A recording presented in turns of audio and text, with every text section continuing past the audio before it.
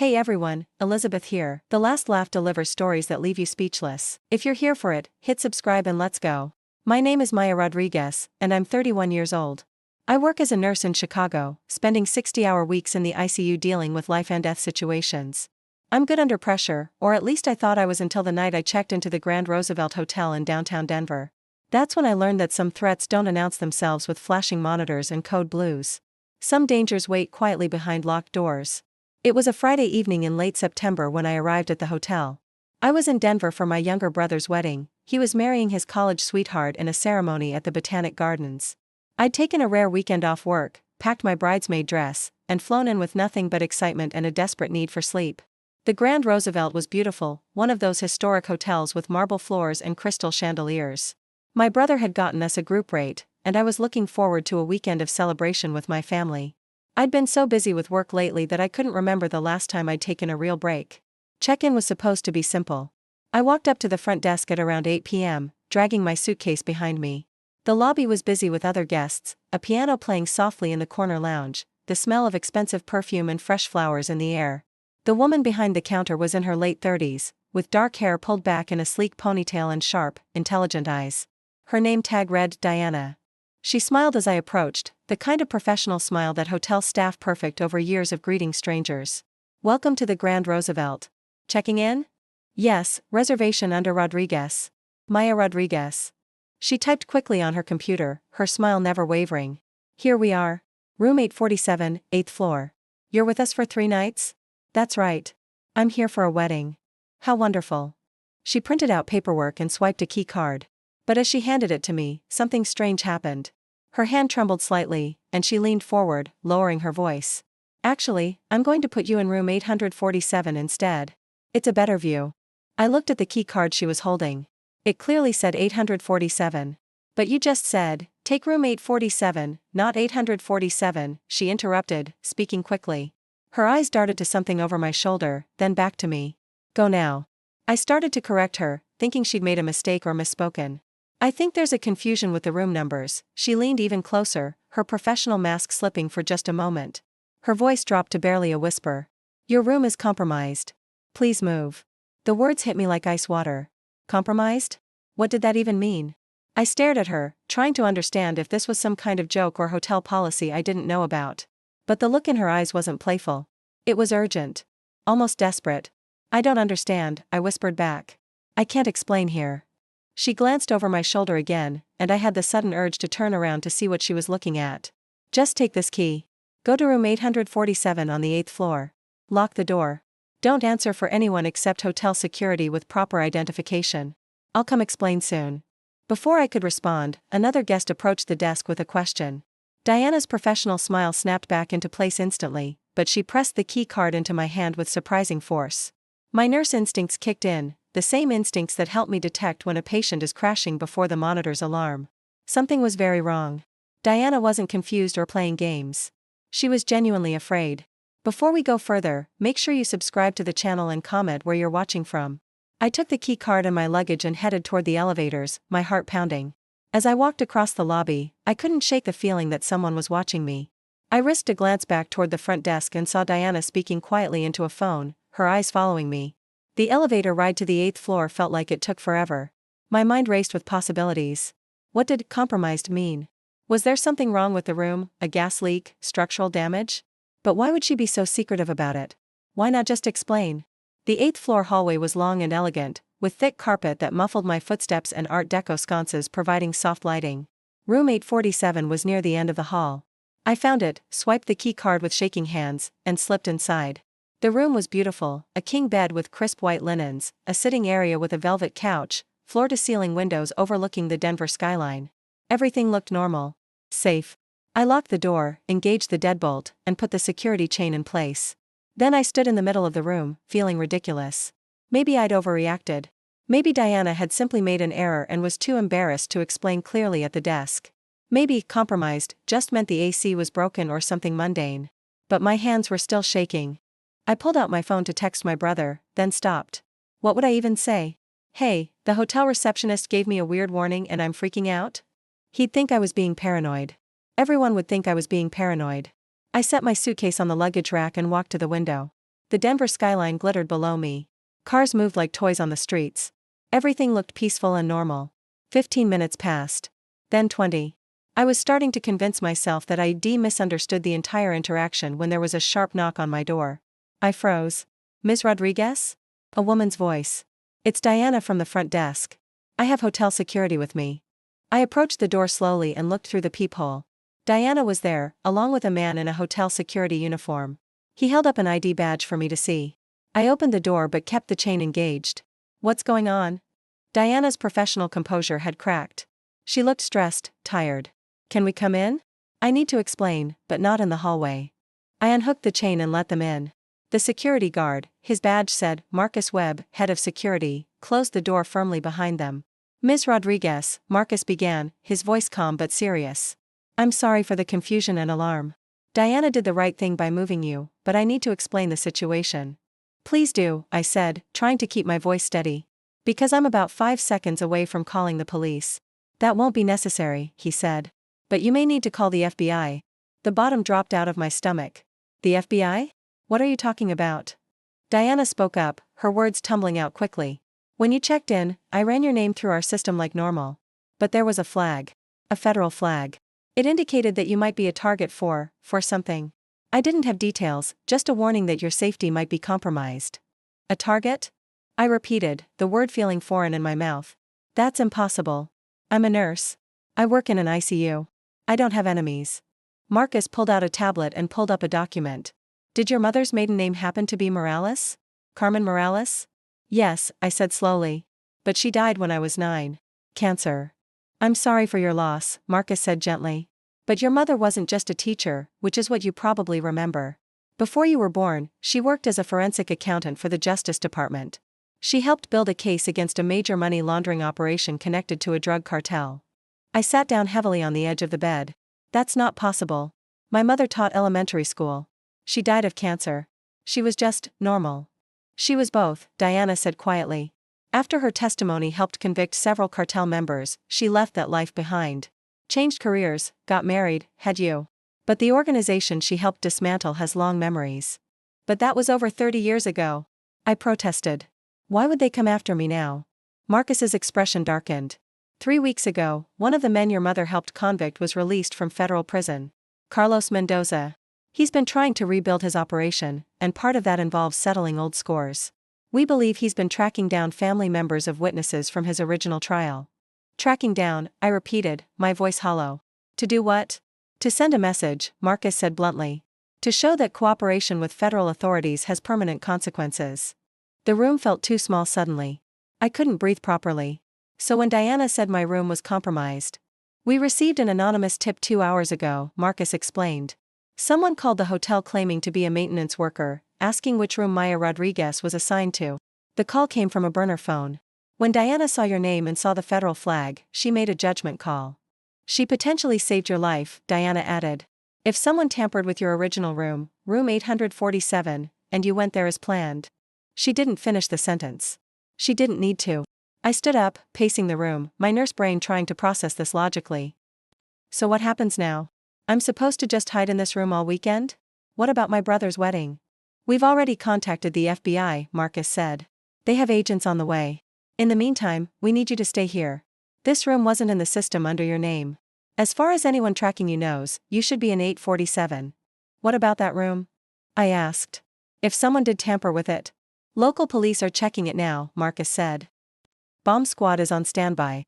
Bomb squad. The words made everything real in a way that nothing else had.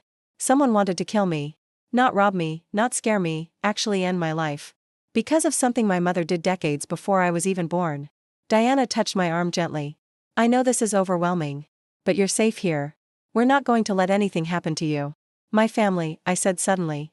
"My brother's getting married tomorrow. My father, my aunts, my cousins, they're all here for the wedding. Are they in danger too?" Marcus shook his head. "The targeting appears to be specific to you. Your name is the one most directly connected to your mother's identity. But we're taking precautions with your family as well. FBI will want to brief them." There was a knock at the door, sharp, professional. Marcus looked through the peephole and then opened it. 2 people entered wearing FBI windbreakers. A woman in her 50s with steel gray hair and a younger man, maybe mid-30s, with tired eyes. Ms. Rodriguez? I'm Special Agent Catherine Flores. This is Agent David Park. We need to ask you some questions. The next hour was a blur of questions and explanations. Agent Flores confirmed everything Marcus had told me. My mother had indeed worked as a forensic accountant, had been instrumental in a major cartel case in the early 1990s, had testified under protection, and had been allowed to return to civilian life after the convictions. Your father knew, Agent Flores said. He was advised of the risks. Your mother chose to use her maiden name professionally after everything, which is why the connection isn't immediately obvious in most databases. But someone figured it out, I said. Carlos Mendoza is obsessive, Agent Park added. He spent 28 years in federal prison planning his revenge. He had people on the outside tracking witnesses and their families. You became a target when your mother passed away and you started using her maiden name as your middle name professionally, Dr. Maya Morales Rodriguez, on your nursing credentials. I'd added my mother's name to honor her memory. Now that choice had almost gotten me killed. What about room 847? I asked. Did they find anything? Agent Flores and Agent Park exchanged a look. We found a device, Flores said carefully. Sophisticated. It was hidden in the air conditioning vent. When the room's AC was activated, it would have released a gas, colorless, odorless, fast-acting. You would have felt tired, laid down to rest, and never woken up. Medical examiner would have likely ruled it as natural causes or possibly an undetected heart condition. I felt sick. If Diana hadn't warned me, if I'd gone to that room, turned on the AC because the evening was warm. How did they get access to plant it? I asked. We're investigating that, Agent Park said. Most likely someone posing as maintenance or housekeeping. The hotel has hundreds of staff. It only takes one person on the inside. Or someone who bribed their way in, Marcus added grimly. We're reviewing security footage now.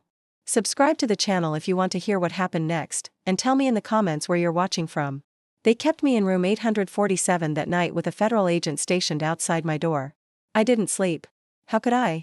Every sound in the hallway made me jump. Every creak of the building settling made my heart race. Around 2 a.m., Agent Park knocked quietly and entered. We have an update. Denver PD arrested 2 men attempting to enter the hotel through a service entrance. They had hotel maintenance uniforms and were carrying what looked like cleaning supplies. One of them had your photo on his phone. Did they talk? I asked. Not yet. But we'll get them to cooperate. He sat down in the chair across from where I sat curled up on the couch. I know this is terrifying, Ms. Rodriguez. But you should know, you're not the first target we've protected. And we're very good at our jobs. My brother's wedding is tomorrow, I said. Today, I guess, since it's after midnight. What am I supposed to do? Just not show up? We're working on security protocols, he said. The venue, the guest list, additional agents. Your brother knows what's happening. He wants you there, but only if it's safe. I thought about my brother, probably lying awake in his room right now. His perfect wedding weekend turned into a nightmare because of me. Because of choices our mother made before either of us existed. This isn't fair, I whispered. No, Agent Park agreed. It's not. But you're alive. That's what matters. The next morning, Agent Flores returned with a plan. The wedding would proceed with heavy security. I would attend, but with agents positioned throughout the venue. My family would be briefed and protected. And most importantly, the FBI was close to locating Carlos Mendoza himself. We've been tracking him since his release, Flores explained. The attempt on you has given us enough to move on his location. We have teams mobilizing now. I got ready for the wedding in a daze. Diana brought my bridesmaid dress from my luggage that had been secured from the original room. She helped me zip it up, her hands steadier than mine. I'm sorry this happened to you, she said quietly. You saved my life, I told her. How did you know? How did you know to take the risk of warning me? Diana sat on the edge of the bed. My sister was killed by her ex-boyfriend 12 years ago. Hotel staff found her in her room. She'd called down to the front desk 3 times saying she felt unsafe, that she thought someone was watching her. Each time, she was told everything was fine, that hotel security would do a check. They didn't take her seriously enough, fast enough. Her voice cracked slightly. When I saw that flag on your reservation, when I got that suspicious call about your room number, I couldn't ignore it. I couldn't be the person who didn't act. I hugged her tightly. 2 women, strangers yesterday, connected by violence and vigilance. The wedding was beautiful. My brother and his new wife exchanged vows in the Botanic Gardens surrounded by autumn flowers and family. I stood beside the bride, smiling through my tears, hyper-aware of the agents positioned discreetly among the guests and around the perimeter. My father knew everything now.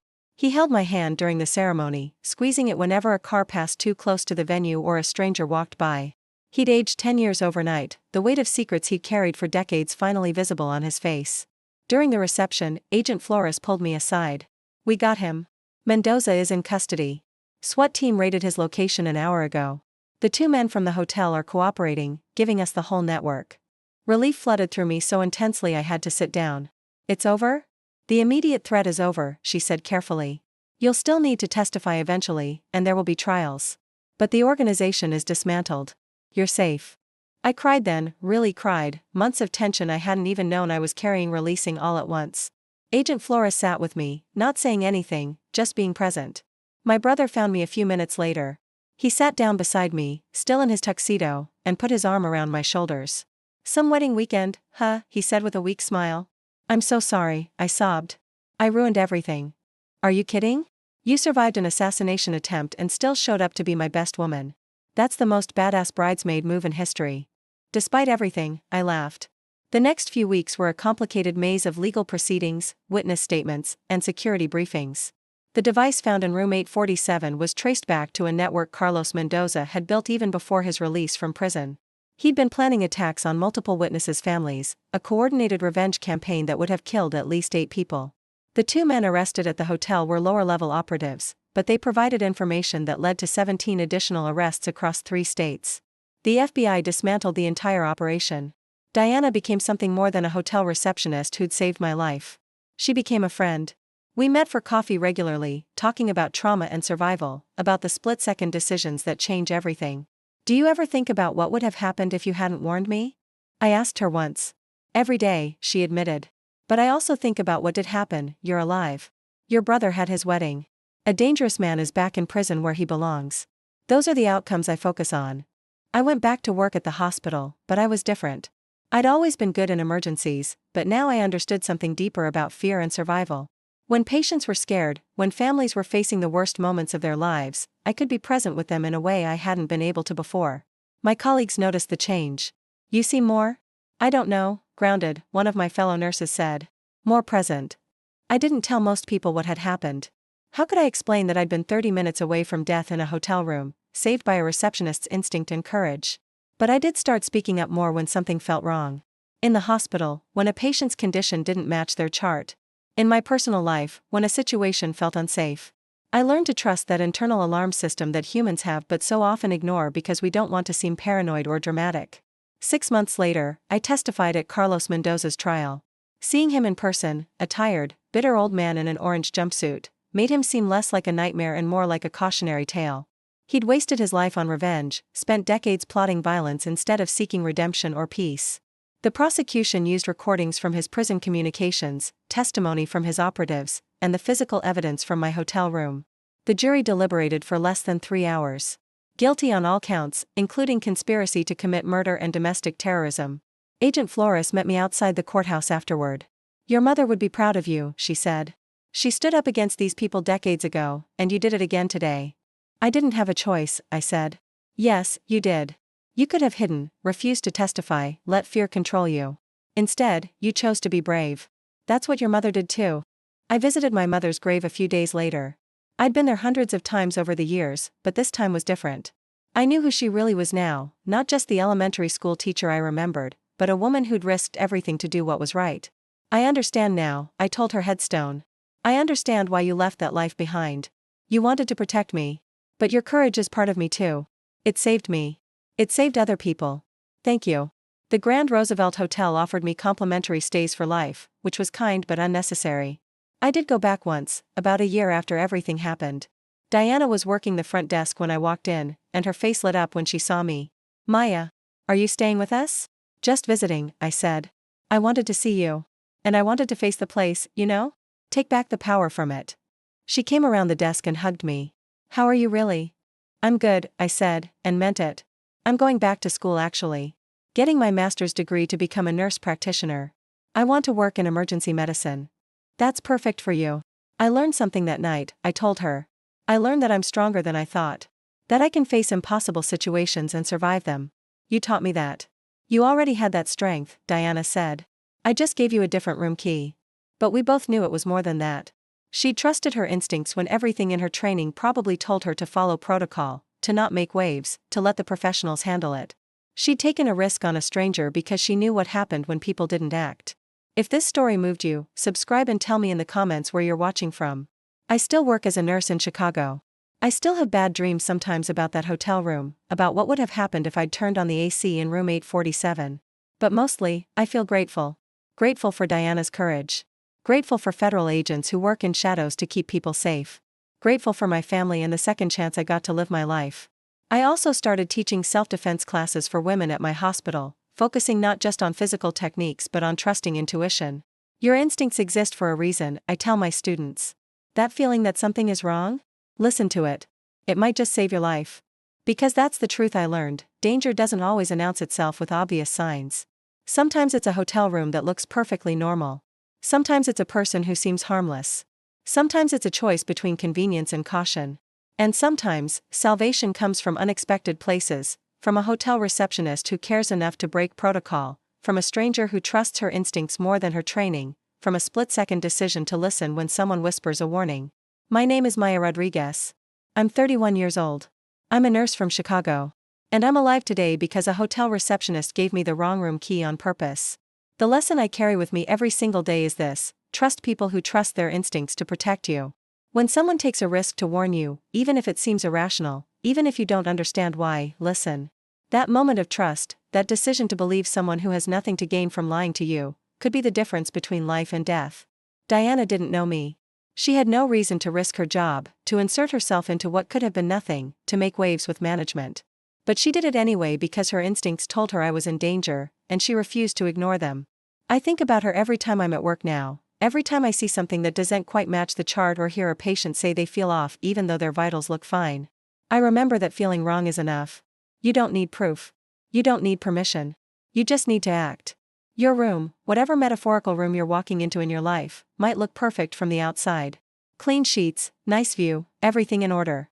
But if someone tries to warn you that it's compromised, if that voice in your head says something isn't right, if your instincts scream at you to stop, listen. Take the different room key. Ask the questions. Change your plans. Trust the stranger who risks something to warn you. Because small acts of courage save lives. Mine was saved by a hotel receptionist's decision to trust her instincts over protocol. Whose life might you save by trusting yours? Remember, you're stronger than you think, and your instincts exist to protect you. Use them.